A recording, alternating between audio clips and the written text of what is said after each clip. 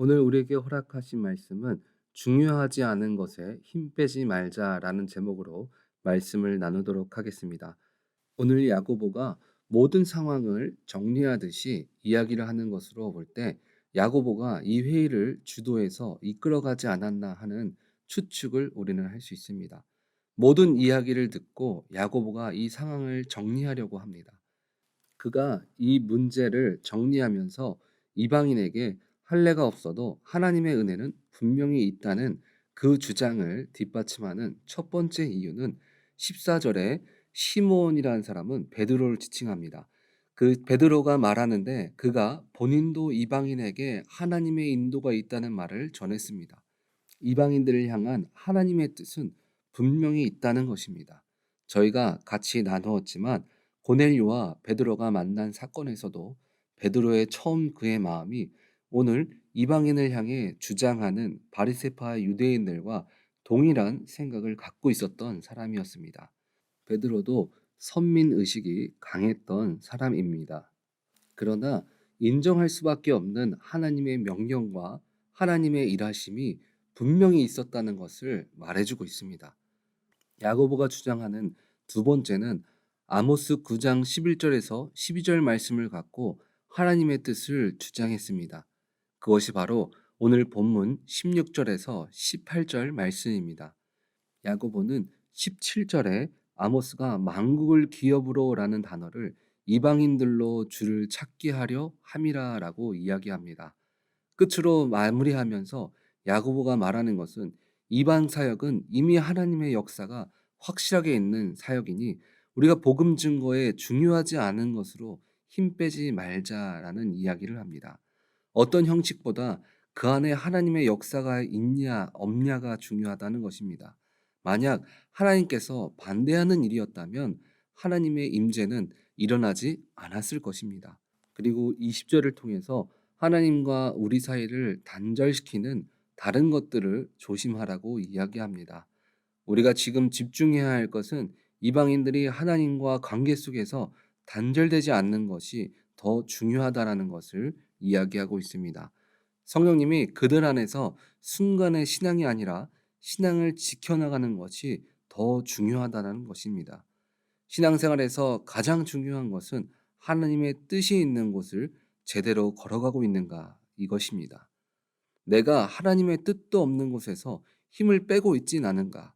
그래서 우리는 주의 뜻이 있는 곳을 확인하는 것이 가장 중요합니다. 그것을 오늘 야고보는 세 가지로 하나님의 뜻을 확인하고 있습니다. 첫 번째는 우리에게 마음을 부어 주십니다. 바울과 바나바에게 이방인을 향한 선교에 마음을 부어 주셨습니다. 그리고 두 번째는 말씀으로 하나님의 뜻을 확인했습니다. 아모스의 말씀을 통해서 성령님의 인도가 있음을 확인시켜 주셨습니다. 그리고 마지막은 하나님의 뜻이 있는 곳에 열매 맺음을 통해서 하나님의 뜻을 확실히 분별했습니다. 주님께서는 우리가 응답이 없이 홀로 가게 하시는 분이 아니십니다. 그 안에 확실한 응답을 우리에게 주십니다. 그렇다면 하나님의 뜻을 올바르게 가지 못하는 경우는 언제일까요? 열왕기 하에 보면 요시야 왕이 종교 개혁을 할 때 성전에 부서진 것을 수리하다가 율법책을 발견했습니다. 그 책을 발견하고 그가 한 말은 열왕기 하 22장 13절에 너희는 가서 나와 백성과 온 유다를 위하여 이 발견한 책의 말씀에 대하여 여호와께 물으라. 우리 조상들이 이 책의 말씀을 듣지 아니하며 이 책에 우리를 위하여 기록된 모든 것을 행하지 아니하였으므로 여호와께서 우리에게 내리신 진노가 크도다. 열왕기하 22장 첫 시작에 분명 요시아는 여호와 보시기에 정직한 왕이라고 말했습니다. 그런 그도 자신이 옳은 길을 가고 있었지만 하나님의 뜻을 정확하게 알지 못했기 때문에 우상들이 자신들에게 악인 것을 인지하고 있지 못했습니다. 그러나 율법서를 통해서 죄를 깨닫게 하시고 회개함으로 마음의 결단을 하게 하셨습니다. 그리고 하나님 외의 산당들을 다 부셨습니다. 이후에 하나님을 계속해서 기억할 수 있도록 출애굽을 기념하는 유월절을 다시 지키게 하면서 성경에 말하기를 그가 다윗과 같이 선한 왕이었다라고 이야기합니다. 또 요나를 보면 하나님이 그에게 처음 명령한 것은 니느웨에 가라라고 명령하셨습니다. 그런데 본인의 마음에 감동이 없어서 다시스라는 곳을 향해 가기 위해 항구를 갔는데 그곳에 때마침 배가 있었습니다. 그래서 이렇게 생각했습니다. 아, 이것이 진짜 주의 길이구나. 생각하고 길을 떠나는데 어떻게 되었습니까? 그것에는 열매가 없고 오히려 풍랑이 그에게 닥쳐왔습니다. 그때 바다로 뛰어들고 물고기 뱃속에서 깨닫습니다. 이것이 하나님의 길이 아니었구나. 그러면서 회개하는 마음을 갖게 되고 처음 명령한 니느의 땅에 갔습니다. 그리고 그것은 3일 길을 가야 다 돌 수 있는 그 땅에 하루 복음을 증거했는데 어떤 역사가 일어나냐면 동물부터 왕까지 모두 회개했다라고 성경은 이야기합니다. 주님의 뜻이 있었기 때문에 열매가 맺혔습니다. 주의 뜻을 올바로 알고 걸었기 때문에 모르고 지었던 죄들로 멸망할 수 있었지만 죄의 길에서 벗어났습니다. 우리는 주의 뜻을 확인하며 걸어가는 것이 너무 중요합니다.